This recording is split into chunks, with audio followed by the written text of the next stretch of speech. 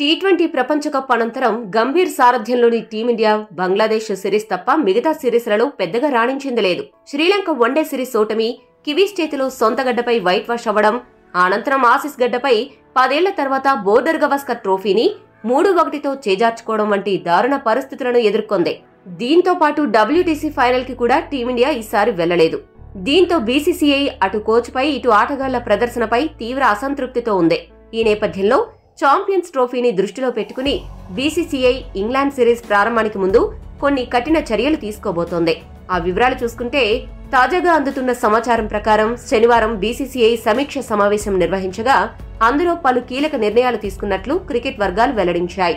BCCI గతంలో ఎవరికీ ఇవ్వని అధికారాలు, స్వేచ్ఛను ప్రధాన కోచ్ గంభీర్ కు ఇచ్చింది. ఆటగాళ్లను మార్చే విధానంలో గంభీర్ నిర్ణయాలను చూసి చూడనట్లు ఉండేది. జట్టు ఎంపికతో పాటు సహాయక కోచ్లను తనకు ఇష్టమైన వారిని తీసుకునే అవకాశం కల్పించింది. కానీ ఫలితాలు మాత్రం అనుకున్నంత మేర సాధించలేకపోయాడు. దీంతో ప్రధాన కోచ్కు ఇచ్చిన స్వేచ్ఛకు కత్తెర వేసేందుకు రంగం సిద్ధమైనట్టు తెలుస్తోంది.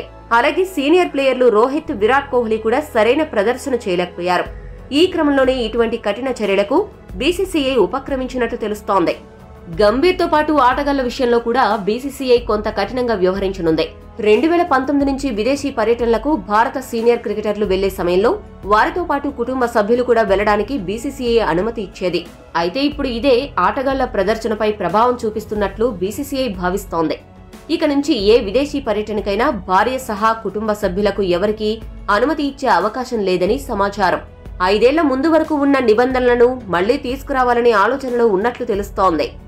బీసీసీఐ సూచించిన రూల్స్ మొత్తంగా చూసుకుంటే, ఏదైనా టోర్నీ లేదా సిరీస్ ఒకవేళ 45 రోజులు జరిగితే ఆటగాళ్లు వారి కుటుంబ సభ్యులతో ఉండేందుకు కేవలం 14 రోజులు మాత్రమే అనుమతి ఉంటుంది.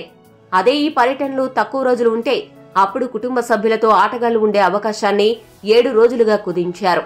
జట్టులోని ప్రతి ఒక్కరూ కూడా టీం బస్సులోనే ప్రయాణించాలని సూచించడం జరిగింది. అదే సమయంలో గౌతమ్ గంభీర్ వ్యక్తిగత మేనేజర్ విషయంలోనూ కఠినమైన చర్యలు తీసుకున్నారు.